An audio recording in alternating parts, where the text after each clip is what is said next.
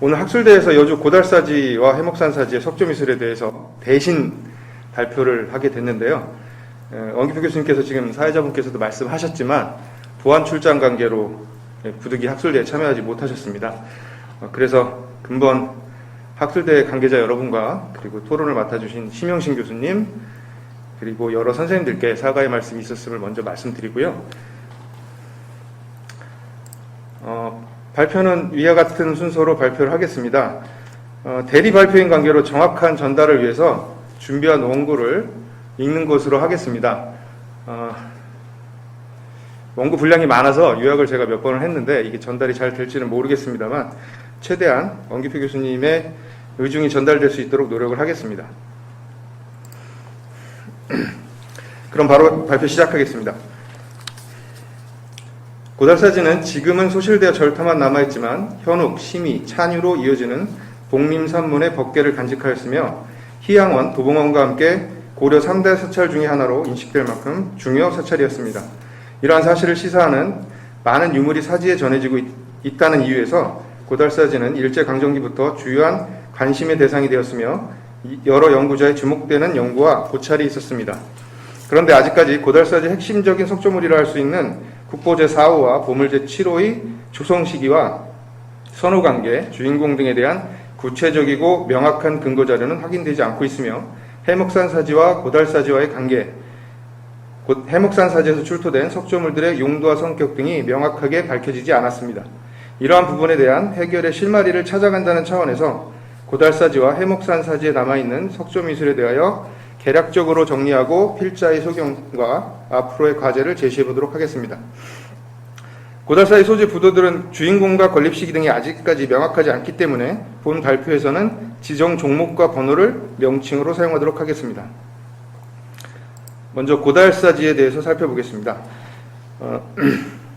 일제강점기 조사 내용이 앞부분에 실려 있는데요. 시간 관계상 자료집을 참조해 주시기 바랍니다.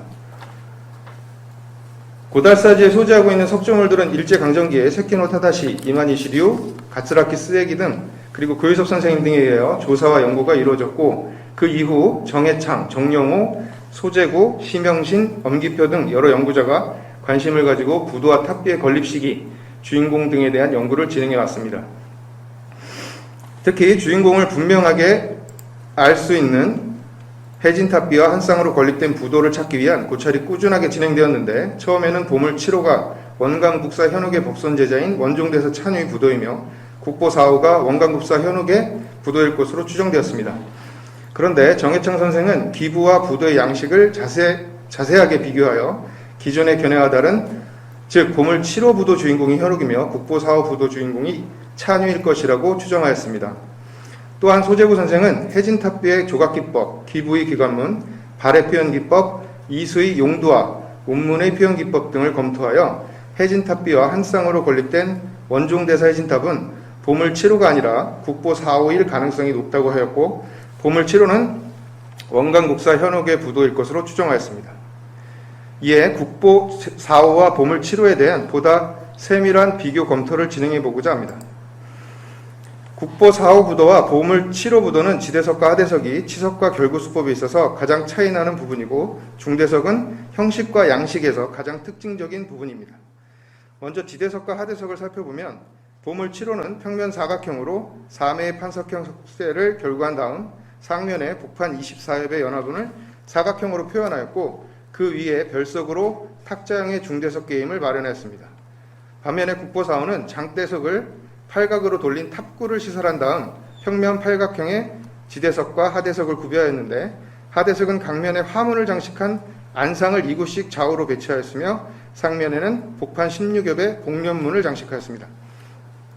이처럼 부재의 평면 형태, 치석과 장식 수법 등에서 분명한 차이를 보여주고 있어서 처음부터 다르게 설계되고 시공되었음을 알 수 있습니다.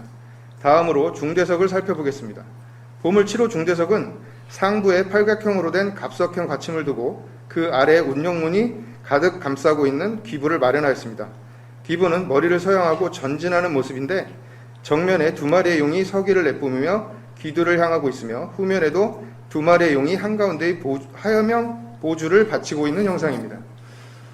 그런데 국보 4호 중대석은 상하부에 팔각형으로 된 갑석형 받침을 구비하고 그 사이에 역동적인 운용문이 귀부를 감싸고 있는 모습입니다. 기부의 머리는 정면을 향하고 있으며 중대석의 양측면에 각각 두 마리의 용이 서기를 내뿜으며 하여명 보주를 받치고 있습니다. 다음으로 상대석은 두 부도에서 가장 유사한 기법으로 마련되었는데 모두 하부에 각형 받침을 두고 그 위에 단판 8엽의 악년문을 모서리마다 1엽씩 배치하였으며 연화문 위에는 갑석형 받침을 마련하고 있습니다. 두 부도의 시기적인 선호관계가 비교적 분명하게 대비되는 부분은 탑신석입니다. 특히 탑신석의 사천왕상의 조각기법은 분명한 차이를 보여주고 있습니다. 보물 7호 탑신석의 사면은 일조의 돋을때에 사각형으로 넓게 구획하였고 사면에는 일구씩 사천왕상을 조각하였는데 입상으로 하부에 생령자 또는 운문자가 마련되었으며 갑옷과 투구, 지물 등이 매우 섬세하고 사실적으로 표현되었습니다. 특히 양감이 풍부하여 볼륨감 있는 기법을 보이고 있습니다. 이에 비해 국보 4호 탑신석은 강면에 우주를 새기고 그 안에 벽선을 추가했는데 남북 이면에는 한가운데 용도 장식 자물쇠가 달린 문비를, 동서 이면에는 7개의 세로사를 가진 광창을 그리고 나머지 사면에 사천왕상을 새겼습니다. 국보 4호에 보이는 벽선과 문고리가 없이 비교적 큰 용도를 자물쇠 양쪽에 배치한 문비의 표현은 고려시대의 기법이라 할 수 있습니다. 그리고 국보 4호에만 새겨진 광창도 원주 거돈사 원공국사 승려탑 등 고려시대의 일부 부도에서 확인되고 있습니다. 사천왕상은 두강이 형식적이며 옷주름은 일정한 간격의 일률적인 모습으로 도식화되었습니다. 사천왕상 하부의 운자도 보물 7호에 비하여 상대적으로 섬세성이나 사실성이 떨어짐을 알 수 있습니다. 이와 같이 국보 4호 사천왕상은 전체적으로 경직되고 형식적인 인상을 주고 있어 보물 7호 사천왕상보다는 후대의 표현 기법으로 추정할 수 있습니다. 옥계석과 상륜부는 상당히 유사한 결구수법과 표현 기법을 보이고 있지만 공양 비천상과 서원문의 조각 기법에서는 차이가 있습니다. 공양 비천상의 경우 보물 7호는 도관, 여러 가닥의 천이자락, 섬세한 옷주름, 각 모서리의 영랑문 등의 특징이 있지만 국보 4호는 길쭉한 상호, 상투형 머리, 허리에 묶인 두세 가닥의 천이자락, 모서리 부분 문양생략 등의 차이를 보입니다. 서원문도 보물 7호는 한쪽 면에서 흘러나온 구름인데 국보 4호는 구름이 한가운데서 좌우로 펼쳐나가는 형상으로 표현되어 보물 7호에 비하여 장엄성이 떨어지며 형식적인 인상을 주고 있습니다. 낙수면은 수법이 유사하지만 전체적으로 보물 7호가 정연한 인상이라면 국보 4호는 경쾌한 인상을 주고 있어 전체적인 외관에서 약간의 차이를 보이고 있습니다. 상인부는 원형은 알 수 없지만 결구수법, 옥계석의 축소형으로 치석된 보계석 하부의 연화문, 마루꽃, 깃꽃 등에서 동일한 모습입니다. 그런데 보물 7호 보계석은 부드럽고 유연한 외관을 보이는 반면에 국보 4호는 첨야면을 각지게 치석하여 경직된 외관으로 차이를 보이고 있습니다. 이와 같은 보물 7호와 국보 4호 부도는 모두 규모가 상당히 크고 웅장하며 치석이나 장식 수법 등도 정교함을 알 수 있습니다. 각 구제 간의 결구 수법으로 보아 처음부터 정밀하게 시공되었음을 알 수 있으며 신라 말기에서 고려 초기에 이르는 시기 치석 수법과 양식 등을 다분히 함유하고 있어서 큰 시기적인 편차 없이 건립된 것으로도 보입니다.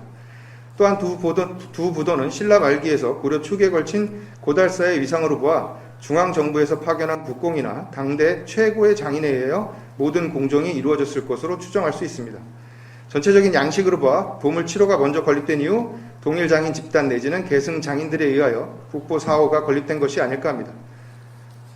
다음으로 고달사지 부도의 주인공으로 유력한 현욱과 찬휘의 부도 건립에 대해서 말씀드리겠습니다. 868년 현욱은 고달사에서 입적하였는데 생전 국사의 예우를 받았으므로 부도와 탑비가 건립되었을 가능성은 충분하다고 할 수 있습니다. 현욱의 행장이 부도와 탑비가 건립되어 전해지고 있는 신라의 선승들과 함께 조당집의 해목산 화상으로 전제되어 있고 고려 말에 편찬된 것으로 보이는 선문조사래 참의문에 복림산 조사 조탑공의 현욱 국사라고 명기되어 있는 것으로 보아 현욱의 부도가 건립되었음은 분명한 것이 아닌가 합니다. 9세기 중반 이후에는 개창조나 유력한 고승들의 경우 부도와 탑비 건립이 일반적인 경향으로 자리 잡은 상태였기 때문인데 현욱의 부도가 정상적으로 건립되었다면 그 시기는 입적한 868년이나 그 직후로 생각됩니다.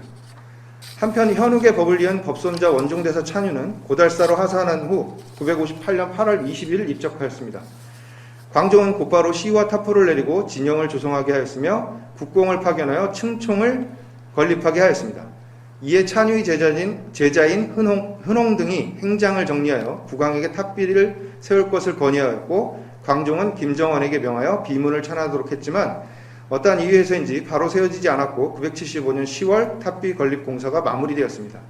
이러한 상황으로 볼 때 시미의 여러 제자들 가운데 찬유가 고달사에 오랫동안 머물렀으며 하산소로 삼았던 이유 중에 하나가 이미 건립되어 있었던 현욱의 부도와 탑비에 대한 참배와 보존의 만전을 기하고자 했던 것이 아닌가 추정해 볼 수 있습니다.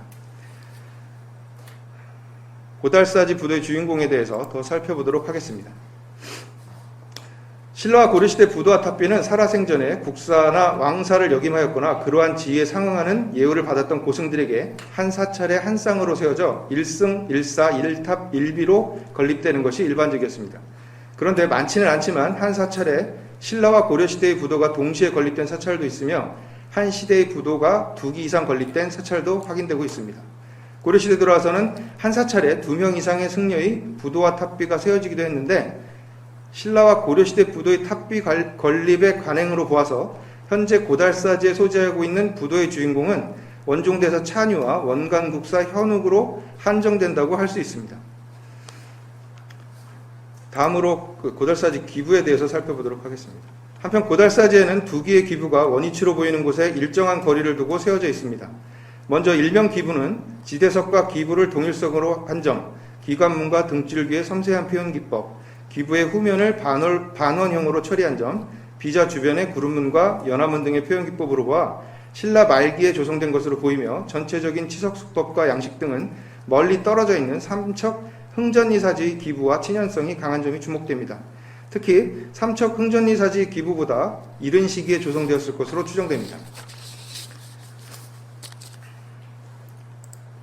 다음으로 원종대사 해진탑비를 살펴보면, 기부는 지대석 평면이 사각형으로 모서리를 부드럽게 호형으로 깎고 그 가운데에 1단의 굴곡을 두어 장식적인 기교를 보이고 있는데, 이러한 수법은 고달사지 일명 기부를 비롯하여 설리먼지 홍각선사 탑비, 흥법사 진공대사 탑비 등 대부분 복림산문 계열의 탑비에서 보이고 있습니다.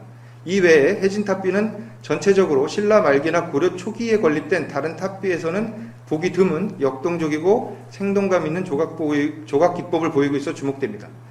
이와 같은 고달사지의 2 기부는 규모와 세부적인 조각 기법 등은 다르지만 전체적인 치석 수법이나 양식은 친연성이 있는 것으로 확인됩니다. 이러한 이유는 2 기부의 조성 시기는 다르지만 같은 사찰에 조성되었으며 특히 동일산문 출신 승리였기 때문이라고 할 수 있습니다. 그러나 설계 시공한 장인과 조성 시기가 다르기 때문에 세부적인 조각이나 표현 기법이 다른 점도 눈에 띄는 것이 사실입니다. 일명 기부는 전체적인 평면이 타원형을 이루고 있는 데 비해 해진탑비는 전체적 외형은 사각형에 가깝습니다.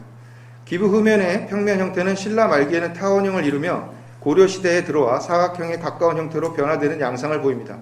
또 일명 기부는 세부 표현에 있어서 해진탑비처럼 지나친 역동성이나 비사실적인 표현보다는 매우 사실적이고 섬세한 조각 기법을 보이고 있습니다.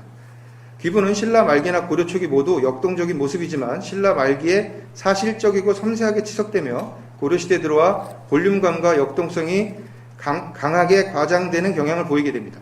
그리고 기부의 전체적인 규모도 통일 신라 말기가 되면 다소 작아지다가 고려 초기에 들어와 다시 대형화되는 경향을 보이고 있습니다. 이러한 사실들을 고려할 때 일명 기부는 해진탑비의 기부보다 빠른 시기인 신라 말기에 조성된 것으로 보입니다. 따라서 일명 기부는 선학들의 견해처럼 고달사에서 입적한 원감국사 현욱의 탑비에 사용된 기부임이 확인된다고 할 수 있습니다. 이 밖에 고달사지에는 현재 국립중앙박물관에 소장 전시되고 있는 쌍사자석 등이 있으며 사지에는 석조대자와 석조 등이 있습니다. 이 유물들도 고달사의 위상과 역사를 밝혀주는 데 중요한 유물이지만 지명 관계상 이 유물들에 대한 세부적인 설명은 생략하도록 하겠습니다. 다음으로 해목산 사지의 석조물 부분입니다. 해목산 사지에 흩어져 있는 부재들은 석조물의 기단 부재로 지대석, 하대석, 상대석 등이 발견되었습니다. 참고로 이 하단에 있는 이 그림 같은 경우는 현재 고달사에 옮겨져 있는 석조물입니다. 이 산상사지 쪽에서 굴러 내려와서 옮겼다고 하는 얘기는 제가 직접 들었습니다만 이게 어떤 연관이 있는지는 좀 더 검토가 필요한 부분입니다. 해목산 사지의 석조물은 하대석의 안상과 연화문의 표현기법, 하대석과 상대석의 정교하고 표면을 깔끔하게 마무리한 치석수법과 양식 등을 고려할 때 조성 시기는 신라 말기에 가깝다고 할 수 있습니다. 현재 구체적이고 명확한 용도와 성격 등은 알 수 없지만 고달사지에 있는 보물 7호와 국보 4호 부도보다 먼저 조성된 것으로 추정됩니다. 따라서 이 사지는 고달사지보다 먼저 창건되어 있었을 가능성이 높은데 어쨌든 해목산 사지에 대한 정밀 발굴 조사가 완료된 이후 석조물의 용도와 기능, 성격 등에 대한 면밀한 검토가 이루어져야 할 것이기 때문에 구체적인 내용의 언급은 다음 기회로 미루겠습니다. 다음으로 관경과 앞으로의 과제 부분입니다. 지금까지 고달사지에 남아있는 국보 4호와 보물 7호 부도, 일명 기부와 원종대사 해진탑비, 그리고 해목산 사지의 석조물 등에 대해 살펴보았습니다. 그러나 여전히 현재 고달사지에 남아있는 부도 2개 건립 시기와 선후관계, 주인공, 한 쌍으로 건립된 부도와 탑비의 연결관계 등은 아직까지 명확하지가 않습니다. 그 이유는 여러 가지가 있을 것입니다. 먼저 신라와 고려시대에는 한 승려의 부도와 탑비가 한 사찰에 쌍을 이루어 건립되는 것이 일반적이었으므로 고달사지의 부도와 탑비도 쌍을 이루어 건립되었을 가능성이 높다고 할 수 있습니다. 또 한 사찰에 부도와 탑비가 떨어져 건립될 경우 기부의 머리가 부도가 세워진 곳을 바라보는 경우도 있기 때문에 기부의 방향은 한 쌍으로 건립된 부도의 주인공을 찾는 데 상당 부분 근거 자료로 활용될 수 있습니다. 그러나 고달사지의 두 기부는 모두 서양으로 부도와 연결시킬 수 없는 방향을 취하고 있어서 기부 방향을 통해 한 쌍으로 건립된 부도를 찾기는 어렵다고 하겠습니다. 한편 보물 7호 부도는 정면에서 볼 때 중대석의 기두 방향이 서향으로 서편 능선상에 있는 국보 4호 부도를 향하고 있습니다. 신라와 고려시대 석공들의 치석 수준을 고려하면 아무런 이유 없이 단순히 재료상의 문제로 고개를 서양하도록 하지는 않았을 것으로 보입니다. 또한 국가적으로 추앙받았던 고승의 묘탑을 세우는 데 있어 설계자나 시공자들은 여러 가지 점들을 고려했을 것으로 보이기 때문에 원래부터 의도적으로 기도를 서양하도록 치석했을 가능성이 높다고 하겠습니다만 현재로서는 명확히 파악하기 어려운 실정입니다. 두 번째, 고달사지의 두 부도는 치석수법과 양식 등이 차이가 나지만 건립 시기의 선후관계를 명확하게 할 수 있을 만큼 확연하게 구분되지 않는다는 점입니다. 두 부도가 세워진 신라 말기에서 고려로 넘어가는 전환기의 석조미술은 양식학적으로 다른 시대와 구분될 정도로 완연하게 정착되지 못했습니다.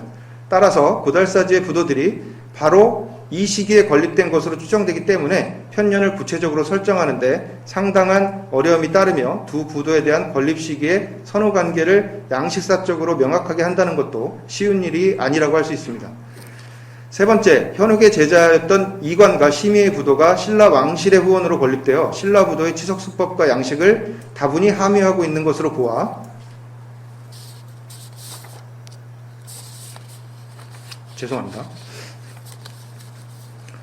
현욱의 부도가 세워졌다면 이관과 심의의 부도보다 빠른 시기에 건립되었기 때문에 전형적인 신라 부도의 치석수법과 양식이 채용되었을 가능성이 높다고 할 수 있습니다.